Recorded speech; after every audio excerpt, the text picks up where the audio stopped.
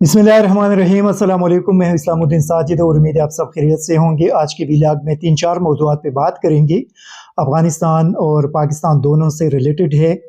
पाकिस्तान की सियासी सूरत हाल में बड़ी तेज़ी के साथ तब्दीली आ रही है और आज बल्कि कल मोहसिन इलाही ने एक स्टेटमेंट भी दिया। आज इमरान खान की तरफ से हुकूमत को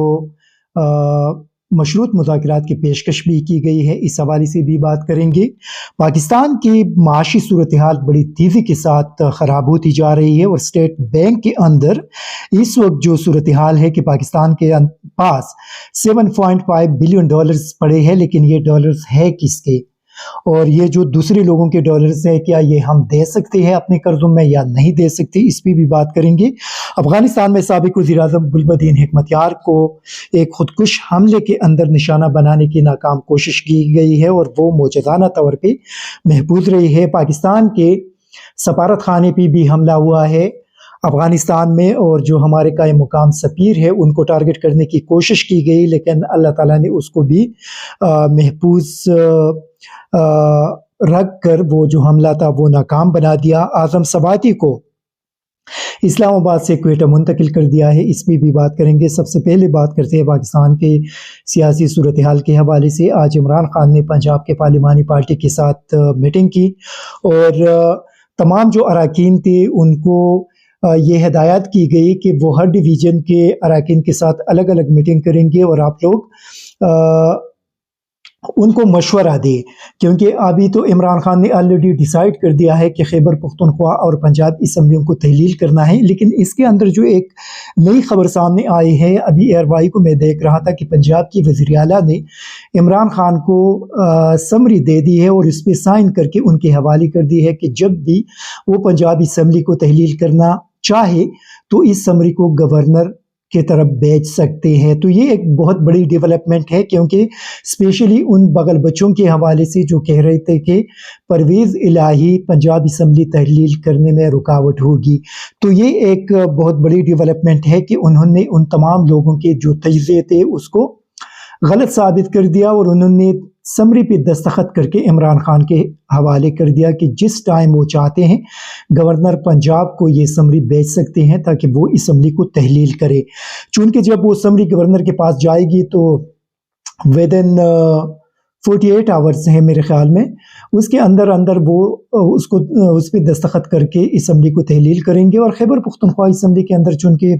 कोई रुकावट नहीं है, जिस तरह के आसिफ जरदारी कह रहे थे कि वो खैबर पख्तूनख्वा के अंदर भी तहरीक अदम एतमाद या वहाँ पे तब्दीली लाने की कोशिश करते हैं। वैसे मुझे बड़ा अजीब लगा जरदारी साहब जैसे एक सीनियर सियासतदान कि उनका शुमार अभी पाकिस्तान के अंदर उन सियासतदानों के अंदर होता है जो ज़मीर परोशी के लिए मशहूर है, ज़मीर के ख़रीदारों के तौर पे मशहूर है। और ये मेरे ख़्याल में देखिए जरदारी साहब इस वक्त उम्र की उस हिस्से में हैं कि मौत तो किसी भी इंसान के पास उसकी कोई गारंटी नहीं है कि कौन बंदा कितने टाइम के लिए दुनिया में रह सकता है, लेकिन बलिहाज से उम्र वो उस हिस्से में है कि किसी वक्त भी वो जा सकते हैं। तो कम से कम उनको तो अल्लाह से डरना चाहिए जरदारी साहब को कि जब वो अल्लाह ताला के सामने जाएंगे तो वहाँ पे अल्लाह को क्या जवाब देंगे कि वो जो यहाँ पे पाकिस्तान के पार्लिमानों के अंदर जो लोगों की ज़मीर ख़रीद रहे थे, तो अल्लाह ताला जब उनसे ये सवाल करेंगे तो जरदारी क्या जवाब देंगे अल्लाह ताला को कि उनका काम सिर्फ इसी हद तक रह गया है कि जब भी उनके PDM के इत्तेहाद के अंदर पंजाब के अंदर अगर लोगों की ज़मीर ख़रीदनी है, वहाँ पे हुकूमत के अंदर तब्दीली लेकर आने हैं, तो कहते हैं जरदारी साहब को लेके आओ, उनके हवाले कर दो। तो क्या जरदारी साहब की जो शोहरत है वो इस चीज़ के लिए इसी तरह ही रहेंगे कि वो बड़ा माहिर है लोगों की ज़मीर के ख़रीदारी में, जिस तरह के सिंध हाउस के अंदर जो कुछ हुआ था। तो मेरे ख्याल में जरदारी साहब को अभी अल्लाह ताला से भी डरना चाहिए और उनको ये चीज़ें अभी छोड़ना चाहिए। वो एक संजीदा सियासतदान बन जाए और इसके लिए जो उनके शोहरत हैं कि जरदारी साहब बड़े आसानी के साथ लोगों की ज़मीर ख़रीदते हैं, तो मेरे ख़्याल में ये जो उनका शोहरत है अल्लाह ताला के सामने तौबा करे और इस्तिग़फ़ार करे और इन चीज़ों से साइड पे हो जाए। लेकिन जो اس وقت صورتحال ہے، عمران خان نے مرکزی حکومت کو یہ بھی ایک آفر دی ہے مشروط کہ اگر وہ الیکشن ڈیٹ دے سکتے ہیں تو عمران خان ان کے ساتھ مطلب پی ٹی آئی ان کے ساتھ مذاکرات کے لیے تیار ہیں۔ لیکن مریم اورنگزیب کا جو بیان ابھی میں دیکھ رہا تھا تو وہ سنجیدہ نہیں ہے، اسی وجہ سے عمران خان کے پاس یہی آپشن ہے کہ وہ فوری طور پہ ان دونوں اسمبلیوں کو تحلیل کر دے، اور جب یہ تحلیل کریں گے تو اس کے بعد حکومت کے پاس انتخابات میں جانے کے علاوہ کوئی دوسرا راستہ نظر نہیں آ رہا، کیونکہ جب 60% سے زیادہ نشستیں خالی ہو جائے تو اس کے بعد پھر کس طرح وہ 2 صوبوں کے اندر صرف الیکشن کرا سکتے ہیں اور باقی الیکشن نہیں کریں گے۔ پاکستان کے جو اکنامک سچویشن ہے وہ اس کے قابل نہیں ہے کہ آپ 2 حصوں میں انتخابات کریں، اور میرے خیال میں اسی طرف حالات بظاہر بڑھ رہے ہیں، کیونکہ کوئی دوسرا آپشن ایسا نظر نہیں آ رہا۔ جہاں تک مونس الہی کی انٹرویو ایک ٹی وی چینل کے ساتھ ان کے انٹرویو تھے، اور اس نے کہا کہ ہم نے جنرل باجوہ کے کہنے پہ عمران خان کی حمایت کی تھی کہ جنرل باجوہ نے وہاں پہ چودھری شجاعت کو پی ڈی ایم کے ساتھ جانے کے لیے کہا اور یہاں پہ مونس الہی کو عمران خان کے ساتھ جانے کے لیے کہا۔ ایسا بڑا عجیب لگا کہ مطلب اس وقت اگر اس نے یہ ساری چیزیں پرس کرے، اگر یہ حقیقت ہے تو پھر میرے خیال میں مسلم لیگ کا پہ کوئی بھی اعتماد نہیں کر سکتا۔ آنے والے ٹائم میں عمران خان کو ان پہ اعتماد نہیں کرنا چاہیے، نہ ایم کیو ایم پہ اعتماد کرنا چاہیے، نہ باپ پارٹی پہ اعتماد کرنا چاہیے، نہ جو اسٹیبلشمنٹ کے قریب سمجھے جانے والی جماعتیں ہیں ان پہ اعتماد کرنا چاہیے، اور عوام کو بھی یہ چیز سوچنا چاہیے کہ مطلب اگر یہ لوگ کسی دوسروں کے اشاروں پہ ناچتے ہیں تو پھر کم از کم یہ عوام کی بھی ذمہ داری ہے کہ وہ الیکشنوں کے اندر ان لوگوں سے دور رہے۔ پاکستان کی معاشی صورتحال بہت بدتر ہوتی جا رہی ہے۔ اس وقت آپ کے اسٹیٹ بینک کے پاس تقریباً 7.5 بلین مطلب $7.5 بلین ہیں۔ آج جو خبر آئی کہ سعودی عرب نے اسٹیٹ بینک آف پاکستان کے اندر ان کے جو $3 بلین پڑے ہیں اس کو 1 سال کے لیے مزید ایکسٹینڈ کر دیا۔ اسی طرح آپ کے اسٹیٹ بینک کے اندر $2 بلین متحدہ عرب امارات کے ہیں اور $2 بلین چائنا کے ہیں، تو یہ سارے ملا کر آپ کے $7 بلین بنتے ہیں۔ ابھی یہ چیز حکومت کو قوم کے سامنے واضح کرنا چاہیے کہ $7.5 بلین میں $7 بلین تو ان 3 ممالک کے ہیں، تو آپ کے پاس صرف جو $500 بلین جو آپ کے پاس رہ گئے، کیا پاکستان کا وہی صرف ٹوٹل سرمایہ ہے؟ اس سے آپ اندازہ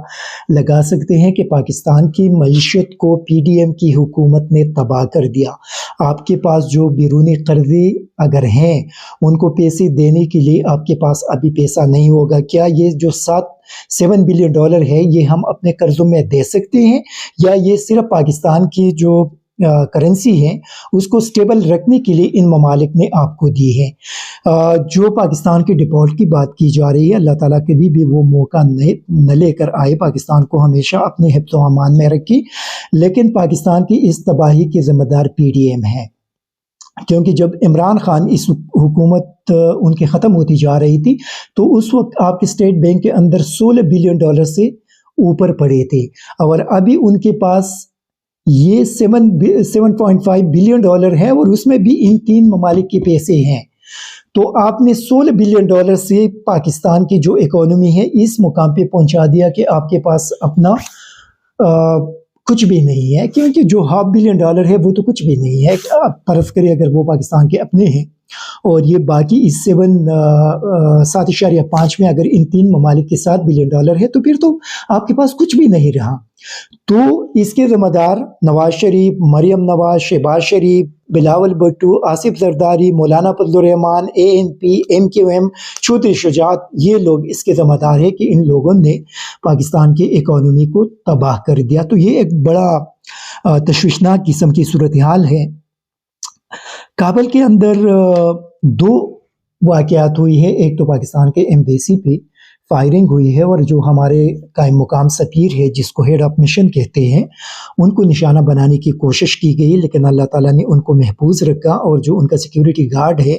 وہ ان کے سامنے آ گئی اور اس نے اپنے سینے پہ گولیاں کھائے، وہ شدید زخمی ہے، اللہ تعالیٰ ان کو بھی صحت دے۔ لیکن یہ بڑا تشویشناک صورتحال ہے، پاکستان کے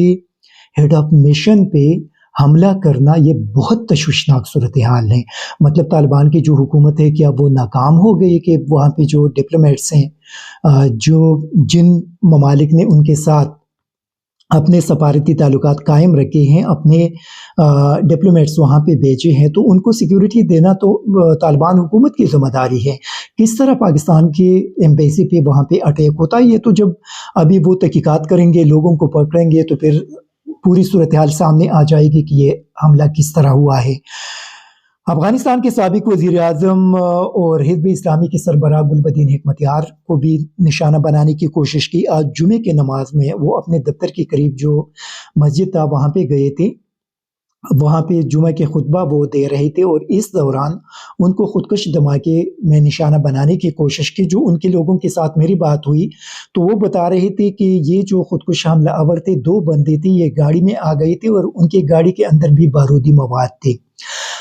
ان لوگوں نے مسجد کے اندر داخل ہونے کی کوشش کی، لیکن یہ جیسے مسجد کے دروازے پہ پہنچے تو وہاں پہ انہوں نے فائرنگ شروع کر دی۔ جیسے انہوں نے فائرنگ شروع کر دی تو ایک حکمتیار صاحب کے سیکیورٹی گارڈ کو نشانہ بنایا، وہ شہید ہو گئی۔ ایک اور جو نمازی تھا وہ بھی اس کے اندر شہید ہو گئی، اور ایک اور بندہ اس کے اندر زخمی ہوئی۔ تو جیسے انہوں نے فائرنگ شروع کر دی تو وہاں پہ حکمتیار صاحب کے باقی سیکیورٹی گارڈ ادھر ادھر کھڑے تھے، انہوں نے فوری طور پہ ان کو ٹارگٹ کیا، اور جب ان کو ٹارگٹ کیا تو دونوں کو ادھر ہی مسجد کے باہر ہی ہلاک کر دیا اور جہنم ان دونوں کو بھیج دیا۔ اور پھر ان کی جو گاڑی تھی وہ بھی وہاں پہ بلاسٹ ہوئی ہے، اور اس کے اندر جو بارودی مواد تھے، لیکن اللہ تعالیٰ کا شکر ہے کہ باقی لوگ جو نماز کے لیے آئے تھے وہ سارے محفوظ رہے۔ یہ حکمتیار صاحب کا ایک ویڈیو سٹیٹمنٹ بھی سامنے آیا، اور اس نے کہا کہ ہم اس کے تحقیقات کریں گے اور دیکھیں گے کہ یہ کون تھے، لیکن بقولی ان کے کہ پچھلے 50 سال کے دوران ان پہ اس طرح کی کافی ساری کوشش کی گئی، لیکن اللہ تعالیٰ نے ان کو ہمیشہ اپنے حفاظت میں رکھا۔ اور جو گولی ان کے لیے مقرر ہے وہ بتا رہے تھے اور کہہ رہے تھے کہ جو گولی میرے لیے مقرر ہے وہ مجھ تک پہنچیں گے، اور جب تک اللہ تعالیٰ نہیں چاہیں گے تو اس وقت تک جو بھی کوشش کرے وہ ان کو نشانہ نہیں بنا سکتے، اور یہ بحیثیت مسلمان ہم سب کا ایمان ہے۔ لیکن افغانستان کے اندر صورتحال بڑی تیزی کے ساتھ خراب ہوتی جا رہی ہے۔ داعش کے اٹیکس میں اضافہ ہوتا جا رہا ہے، اس قسم کے جو باقی تنظیمیں ہیں ان کے اٹیکس میں اضافہ ہوتا جا رہا ہے۔ آپ دیکھ لیں کہ پاکستان کے اندر جو صورتحال خراب ہو گئی ہے، اور جو ٹی ٹی پی ہے ان کے اٹیکس میں اضافہ ہوا ہے، انہوں نے اپنا سیز فائر بھی ختم کر دیا۔ ان ساری صورتحال کو آپ دیکھ لیں، اور کل رانا ثناء اللہ کی جو پریس کانفرنس انہوں نے کی ہے ان کو اگر آپ دیکھ لیں تو میرے خیال میں اس ریجن کے اندر جان بوجھ کر حالات خراب کرنے کی کوشش کی جا رہی ہے۔ اب اس کے پیچھے کون ہے اور کیوں یہ ساری چیزیں کر رہی ہیں، یہ ایک بہت بڑا سوال ہے، اور میرے خیال میں ہماری جو سیکیورٹی ادارے ہیں ان کو پوری طور پہ اس صورتحال کی طرف توجہ دینی ہوگی۔ فی الحال ان کی ساری توجہ باجوہ صاحب کے ٹائم میں پولیٹیکل حالات کی طرف تھی، ساری توجہ انہوں نے پولیٹیکل انسٹیبلٹی کی طرف دی تھی، اور ان کے دور میں پاکستان کو بہت بڑا نقصان پہنچا۔ لیکن ابھی جو نئی آرمی چیف آئی ہے ان کو کم از کم اپنی ساری جو توجہ ہے وہ سیکیورٹی کی طرف دینی پڑے گی، کیونکہ پاکستان کے ان علاقوں میں حالات بڑی تیزی سے خراب ہوتی جا رہی ہے۔ افغانستان کے اندر حالات بڑی تیزی سے خراب ہوتی جا رہی ہے۔ افغانستان کے اندر ہمارے جو وہاں پہ جو ہندوستان اور امریکن آئے تھے اور وہ جس مقصد کے لیے آئے تھے ان کے عزائم کو ہمارے فوج اور ایجنسیز نے ناکام بنا کر اس میں ہماری تقریباً 80,000 جانوں کی قربانیاں ہم نے دی ہے۔ $150 بلین سے ہمیں ہماری اکانومی کو نقصان پہنچا ہے۔ چونکہ طالبان کے اندر ایک گروپ ایسا ہے جو پاکستان کے بڑا خلاف ہے، اور اس گروپ کی وجہ سے افغانستان کے اندر یہ حالات خراب ہو گئی۔ اگر وہ گروپ پاکستان وہاں پہ افغانستان کے اندر حالات کو سٹیبل کرنے کی کوشش کرتے اور یہاں پہ آकर پاکستان کے ساتھ بیٹھ جاتے تو میرے خیال میں یہ صورتحال پھر داعش کو یہ موقع نہ مل جاتا کہ وہ آ کر وہاں پہ حالات خراب کرے، کیونکہ انہوں نے جو لگ رہا ہے کہ انہوں نے پاکستان کے ساتھ تعلقات خراب کرنے کی کوشش کی، اسی گروپ کے طالبان کے اسی گروپ نے، اور پھر پاکستان بس آرام سے سائڈ پہ بیٹھ گیا۔ پاکستان نے کہا کہ ٹھیک ہے، اگر آپ ہمارے ساتھ حالات خراب کرتے ہیں تو بس ٹھیک ہے، اب آپ اپنا افغانستان کو اسٹیبل کریں۔ اور پھر وہ اس کے قابل نہیں تھے کہ جب شمالی اتحاد کے لوگوں نے داعش کو ہائر کر دیا، شمالی اتحاد کے اپنے لوگ بیچ میں آ گئے، ان کو کافی سارے ایسے ممالک ہیں جہاں سے ان کو ملین آف ڈالرز سپورٹ مل گئی ہے، اور انہوں نے داعش کو بھی پیسے دے دیے، اپنے لوگوں کو بھی لے کر آئے اور طالبان کے لیے یہ مشکلات کھڑی کر دی۔ اگر اسی وقت یہ پاکستان کے ساتھ یہ ساری چیزیں نہ کرتے تو میرے خیال میں طالبان کی حکومت جو تھی ان کو پاکستان کے سپورٹ حاصل ہوتی اور یہ بڑی آسانی کے ساتھ اپنے ملک کے اندر ایک بہترین عمل لے کر آ سکتے تھے، لیکن طالبان کی اسی گروپ نے اپنے ہی ملک کو نقصان پہنچا دیا، اور وہ ان کے حوالے سے نیکسٹ کسی بھی لاگ میں بات کریں گے کہ وہ کون ہے اور کیا کچھ ہوا ہے۔ لیکن یہ ہے کہ بڑی بدقسمتی ہے کہ ہم افغانستان کے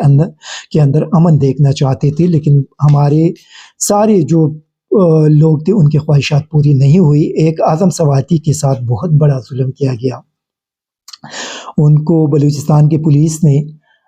بلوچستان کوئٹہ شفٹ کر دیا، اور ان کی بیٹی بتا رہی تھی کہ رات کو ان کو سینے میں درد فیل ہوا، جس کے بعد انہیں ہسپتال منتقل کر دیا گیا، اور ہسپتال سے بلوچستان کی پولیس نے اٹھا کر لے کر گئی ہے۔ بہت بڑا ظلم اس بندے کے ساتھ ہوا، بہت زیادتی ہوئی، مطلب پاکستان کے عدالتوں نے بھی اس بندے کو انصاف نہیں دیا، باوجود اس کے کہ وہ روزانہ سپریم کورٹ میں جا کر منت سماجت کرتے تھے، لیکن بڑی بدقسمتی کی بات ہے کہ ان کو ابھی تک انصاف نہیں ملا۔ لیکن جو لوگ یہ ساری چیزیں کر رہے ہیں یہ انصاف نہیں کر رہا، یہ یاد رکھے کل ان سارے لوگوں کے ساتھ یہی کچھ ہوگا، اور پی ڈی ایم کی حکومت نے بھی اس پہ خاموشی اختیار کر لی۔ کل جب ان کے وزراء کے ساتھ اور ان کے لیڈرز کے ساتھ یہ ساری چیزیں ہوں گے تو اسی وقت میرے خیال میں پاکستان کے اندر کوئی بھی بندہ پھر ان کے لیے بھی آواز نہیں اٹھائیں گے، کیونکہ آج انہوں نے ان ساری چیزوں کو ہونے دیا، تو کل جب ان کے ساتھ ہوگا تو پاکستان میں کوئی بھی بندہ ان کے لیے آواز اٹھانے والا نہیں رہے گا۔ Thank you very much. ISTV Pakistan کو سبسکرائب کریں اور بیل آئیکن کو دبائیں مزید ویڈیو اور اپڈیٹس کے لیے۔